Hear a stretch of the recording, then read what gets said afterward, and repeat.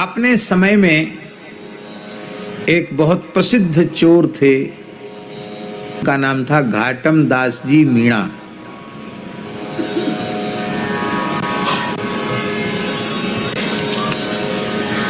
उनके जीवन में एक बार परिवर्तन आया, बड़ा विलक्षण परिवर्तन। उनके पिता ने मरते समय अपने पुत्रों को बुलाया, बोले भाई देखो अब मैं तो मर रहा हूं, मैं अब बचूंगा नहीं, पर हमारी अंतिम बात सुन लो, इसका पालन करोगे तो तुम सब सुखी रहोगे। पुत्र बेचारे बड़े पिता के भक्त थे, हाथ जोड़ के खड़े हो गए, पिताजी बताओ, आप मर तो रहे ही हो, अंतिम बात बता दो, कुछ कल्याण की बात बता दो। तो पिता ने क्या बताया कि देखो भूल के कभी कथा नहीं सुनना। हाँ, कहीं तुम सत्संग में साधु महात्मा कुछ न कुछ कीर्तन करते हैं, कथा कहते हैं, सत्संग करते हैं, वहां तुम मत जाना। वो ऐसे बच्चे थे, उन्होंने कथा कीर्तन समझते ही नहीं थे क्या महाराज क्या होता है। अरे बोले मठ मंदिर जहां हो ना वहां नहीं जाना, जहां कुछ भीड़ भाड़ बैठ के कुछ सुन रहे हो वहां मत जाना। बोले मान लो पिताजी हम लोग तो चोरी, क्यों? वो तुम वहां जाओगे कथा सुनने लगोगे तो फिर तुम्हारा धंधा छूट जाएगा, पर बच्चे क्या खाएंगे?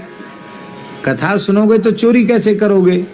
तो चोरी तो फिर नहीं होगी, हमारा पैतृक व्यवसाय चोरी का ही है, तो चोरी तो फिर होगी नहीं, तो इसलिए कथा नहीं सुनना। तो उन्होंने कहा मान लो पुलिस पीछे पड़ी हो और कथा जहां हो रही वहीं से हमको भाग के जाना हो और कान में कुछ न कुछ कथा का शब्द पड़ जाए तो क्या करें? तो पिता बोला कि कान में ऐसी उंगलियां खूब कस के घुसा के, कान में अंगुरी घुसा के धसा के तब वहां से निकलना। भूल से भी एक शब्द भी कथा का कहीं कान के भीतर न घुस जाए।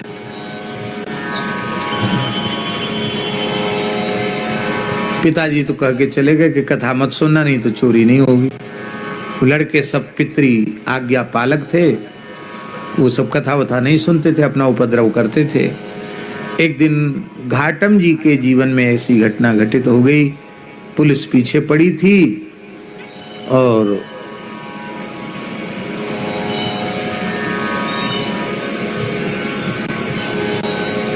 उनको भागना था, और ऐसी जैसी ये लोग बैठे हैं, कम से कम कितने 1000-2000 लोग तो होंगे कम से कम, कि ज्यादा होंगे हैं, जो भी हो। अब इतनी भीड़ बैठी हो,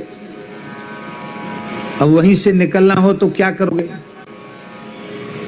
तो उसी में से निकला वो। पिताजी की बात याद है, पिताजी के अंतिम वचन थे कथा नहीं सुनना। तो उसने कान में उंगली लगा ली, लेकिन विलक्षण बात यह हुई कि जब कथा का पंडाल आया उसी समय उसके पैर में दौड़ते दौड़ते एक ऐसा कांटा लगा कि इधर पैर में लगा और ऊपर से निकल आया। कराह उठा, चल नहीं पा रहा था, पर कांटे लगे हुए पैर से कैसे भागे, भागने के लिए कांटा निकालना जरूरी हो गया। तो उसकी कान से उंगली निकल गई और कराहते हुए उसने अपने पैर के तलुए में लगा हुआ कांटा निकाल दिया। इतने बीच में कान में कथा घुस गई। उस कथा में व्यास जी कह रहे थे कि देवताओं के लक्षण मनुष्यों से सर्वथा भिन्न होते हैं। देवता जो हैं वो उनकी छाया नहीं पड़ती है, उनके शरीर की छाया नहीं होती है। देवताओं के पैर पृथ्वी का स्पर्श नहीं करते हैं। देवताओं के शरीर पर पड़ी हुई माला कुमलाती नहीं है, उनको पसीना नहीं आता है, उनके पलक नहीं झपकते हैं। इतनी बात उसकी कान में पड़ गई, देवता के लक्षण, और वो भाग गया। पुलिस की गिरफ्त में नहीं आया। अब राजा बड़ा परेशान कि ये जो इसको पकड़ना बड़ा मुश्किल हो रहा है, भाई चोरों को क्या करें? तो एक गुप्तचर ने कहा कि हम पकड़ के दिखाएंगे। कैसे दिखाओगे? बोले चोर बदमाश सब देवी के भक्त हैं, काली मैया के। जंगल में एक काली जी का स्थान है, वहाँ काली जी के सामने ये अपना हिस्सा बांट करते हैं, वहीं भेड़ा बकरा काटते हैं, वहीं खाते हैं, देवी के नाम पर मद्य मांस का उपयोग करते हैं। तो ये जाते हैं बीच बीच में जंगल में देवी के स्थान पर। तो उसी समय एक गुप्तचर काली का स्वरूप बनाकर वहां छिप गया। उसी दिन उनकी सब हिस्सा बांट होने वाली थी, और जैसे ही उन्होंने काली का पूजन किया, सोई वो जो गुप्तचर काली बना हुआ था ना, देखा होगा मुखौटा बांध करके, सो काली का मुखौटा बांध के जीभ लपलपाती भई, तलवार लेकर के चीखते चिल्लाती भई, नकली काली। असली काली तो वो थी नहीं, वो तो अभिनय कर रहा था। नकली काली आ गई और उन्होंने कहा, तुम सब मेरे बच्चों में बहुत खुश हूँ, बहुत प्रसन्न हूँ, क्या चाहिए? और नाचने कूदने लगी काली। सब बड़े खुश हुए कि आज तो काली साक्षात दर्शन दे रही है। घाटम जी भी वहीं खड़े थे। घाटम जी ने कहा, भैया कथा में व्यास जी तो कह रहे थे कि छाया नहीं पड़ती, इसकी तो छाया पड़ रही है, इसके तो पसीने आ रहे हैं, क्योंकि वो हाथ में जलती हुई लकड़ी लिए थी काली, तो इसको तो गर्मी लग रही थी, पसीना आ रहा है, इसके तो पलक भी गिर रहे हैं, इसके शरीर की छाया भी पड़ रही है, और ये तो कोई गुप्तचर है। अब इनको समझाएंगे तो ये समझेंगे नहीं, ये तो काली की भक्ति में मग्न हैं, अपने को यहाँ से खिसक लेना चाहिए।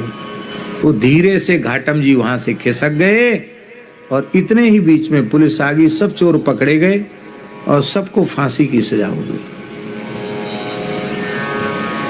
सबको मृत्युदंड, क्योंकि बड़े अपराधी थे, बहुत डकैती हत्या लूटपाट में उनका नाम था। अब घाटम जी को बड़ा दुख हुआ कि मेरे पिताजी मरते मर गए। बताओ, कथा सुनने कितनी बढ़िया चीज है कथा। थोड़ी देर कथा सुन ली तो मेरे जीवन में इतना बड़ा, मैं मौत से बच गया। अब तो महाराज कथा जरूर सुननी चाहिए। सो घाटम जी जंगल में घूमने लगे। एक महात्मा घोर जंगल में झरने के सहारे थे, जल का सुपास था, वहां पहुंचे। बाबा बाबा, खोल अपनी किवरियां, भीतर घसे। बाबा धूना पर बैठकर भजन कर रहे थे। यान सा सर्वभूतानाम तस्याम जागृति संयमी। और कैसे आयो? बोले हमको कथा सुनाओ। अब 2 बजे रात को, 1:30 बजे रात को कोई किसी महात्मा के पास पहुंच जाए और धमका के कहे कि कथा सुना दो, कथा सुनाने का समय है क्या? अभी समय से सब काम होता। महात्मा बोले भाई कैसे? बोले नहीं, तुम कथा सुनाओ, अभी कथा सुनाओ, हमको सत्संग सुनाओ। सारी घटना बताई। देखो हम चोर हैं, चोरी करना हम छोड़ नहीं सकते, नहीं हमारे परिवार के लोग भूखे मर जाएंगे, हमको कोई बढ़िया बात सुनाओ, सत्संग की बात सुनाओ।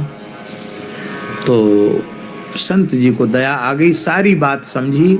अरे ये घाटम दास नाम का चोर है, ये तो बड़ा भारी चोर है, बड़ी प्रसिद्धि है इसकी, इसको भजन साधन बताएंगे तो ये करेगा नहीं। तो कहा लो तुलसी की माला पहन लो और राम राम किया करो, राम राम राम राम राम राम राम राम राम राम राम राम, जगने से लेके सोने तक, सोने से लेके जितना जब खबर आ जाए तब राम राम राम राम भीतर से किया करो। और देखो जो काम तुम करते हो करो, हम मना नहीं करते हैं, लेकिन अब ऐसा करो कि अब जो चीज भगवान को भोग नहीं लगती उसको मत खाया करो। बोले सुन नहीं खाएंगे, तो अब बाजरे की रोटी तो खा सकते हैं, छाछ महेरी रावड़ी तो खा सकते हैं। बोले हाँ सो खाओ, बाकी वो ऊट पटांग चीज मत खाओ। बोले नहीं खाएंगे। और देखो राम राम करो, राम राम करेंगे। और बिना नहाए मत खाना, स्नान करके खाना, मन ही मन भगवान को निवेदन करके खाना। बोले ये भी कर लेंगे। और उन महात्मा ने एक नियम और बता दिया कि तुम कभी झूठ मत बोलना, मन वाणी क्रिया से सत्य भाषण करना, जो बात सच्ची है उसको कह देना, जो हो सो होगा, सो अच्छा ही होगा, चिंता मत करना। और तिलक जरूर लगाना, भले तुम चोरी करो चाहे कछु करो, वो तिलक जरूर लगाना, तिलक मत छोड़ना। तुलसी रहना चाहिए, तिलक रहना चाहिए। और जो है जो चीज भगवान को भोग नहीं लगती वो खाना नहीं। और कहीं चाहे जितनी विपत्ति हो तुम्हारे ऊपर, पर कहीं कथा हो रही हो तो थोड़ी देर बैठकर वहां सुनना जरूर। हमारा सो तो हम सुनेंगे, चाहे मर जाएं भले, क्यों कथा नहीं हमारे प्राण बचाएं, फिर सुनेंगे। एक और नियम दिया कि कहीं मंदिर में आरती हो रही हो, घड़ी घंट की आवाज सुनाई पड़े तो फिर चाहे जितनी व्यस्तता हो थोड़ी देर आरती का दर्शन जरूर करना। महाराज जी, भगवान के मंदिर में जब आरती होती है तो आरती की ज्योति में जो भगवान के विग्रह के मुखारविंद का दर्शन करते हैं उनको 10,000 कपिला गायों के दान का पुण्य तत्काल प्राप्त हो जाता है। पुराणों में लिखा है, भगवान व्यास कहते हैं 10 सहस्त्र अयुत माने होता 10 सहस्त्र अयुत कपिला दान, ये 10,000 कपिला गायों के दान का पुण्य उसे तत्काल प्राप्त हो जाता है भगवान की। इसलिए पुराने जमाने में घड़ी घंट क्यों बजाए जाते हैं, पहले टकोरा क्यों बजाया जाता कि पता चल जाए। गांव में देखा होगा मंदिरों में पहले ही शंख बजा देते या घंटा बजा देते जिसमें लोग पता चल जाए कि आरती होने वाली है। अब तो लोग इकट्ठे हो जाते हैं। आरती का दर्शन जरूर करना। बोले ठीक है। अब चोरी भी करते और ये सब गुरु महाराज ने जो आज्ञा दी थी उसका भी पालन करते घाटम दास जी। एक दिन ये महाराज अलवर महाराज के यहाँ चोरी करने गए। किसके यहाँ? राजा के यहाँ चोरी करने गए। व्यापार जगत की सबसे बड़ी और ताजा खबरें डिटेल एनालिसिस के साथ आप तक लेकर आने वाले आपके अपने बिजनेस न्यूज चैनल ग्रोथ गुरु पर आपका स्वागत। और कैसे गए चोरी करने? विचित्र बात, सेनापति का वेश बना के गए। ओ बिल्कुल सेनापति की पोशाक, सेनापति के जैसे चलना।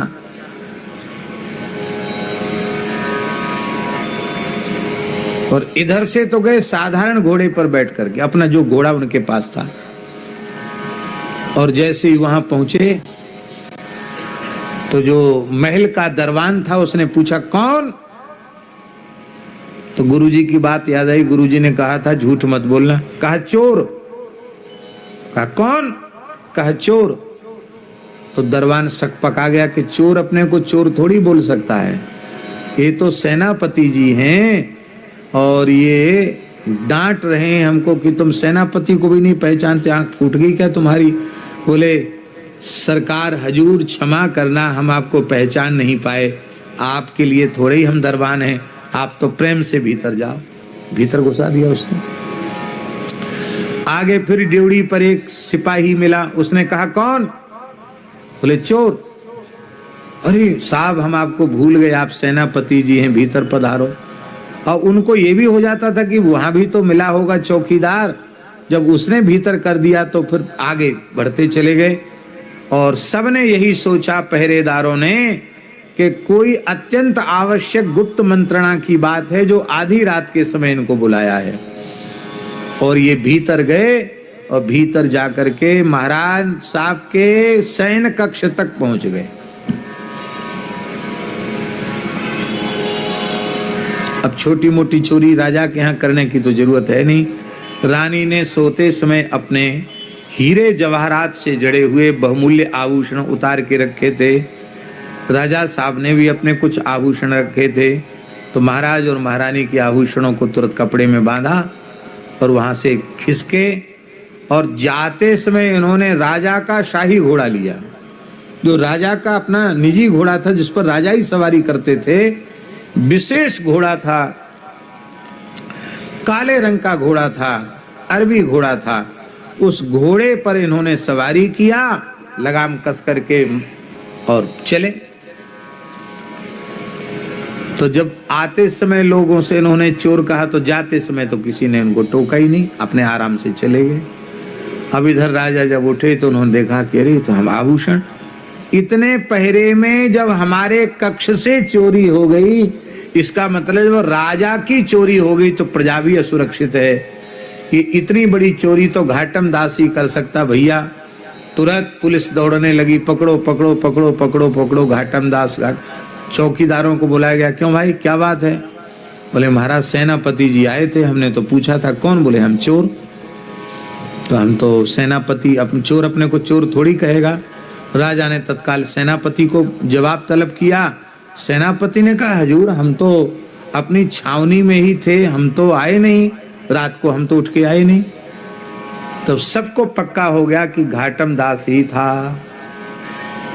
तो अभी भाग के कहीं गया थोड़ी होगा, पकड़ो उसको। घाटम दास भाग रहे थे शाही घोड़ा पर बैठ करके, इधर चारों ओर से घुड़सवार दौड़ रहे थे। अब सवेरा हो गया। एक संत का स्थान था जंगल में, वहां ठाकुर जी की मंगला आरती का समय हो गया। जैसे ही शंख बजा, घड़ी घंट बजे, तो तुरंत उन्होंने घोड़ा बांध दिया। गुरु जी की फिर बात याद आ गई कि आरती छोड़ के नहीं जाना। घाटम दास जी आरती में खड़े हो गए।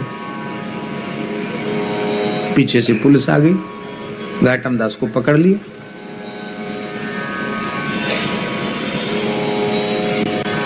माल बरामद हो गया, चोरी का माल बरामद हो गया और घोड़ा भी बरामद हुआ। लेकिन आश्चर्य था, वो घोड़ा बरामद तो हुआ पर घोड़े का कलर बदल गया। क्या बदल गया? रंग बदल गया। घोड़ा था काला, वो हो गया एकदम दूध के जैसा सफेद। बोले साहब, चोर तो पकड़ा गया, माल भी बरामद हो गया, लेकिन घोड़ा बदल गया है।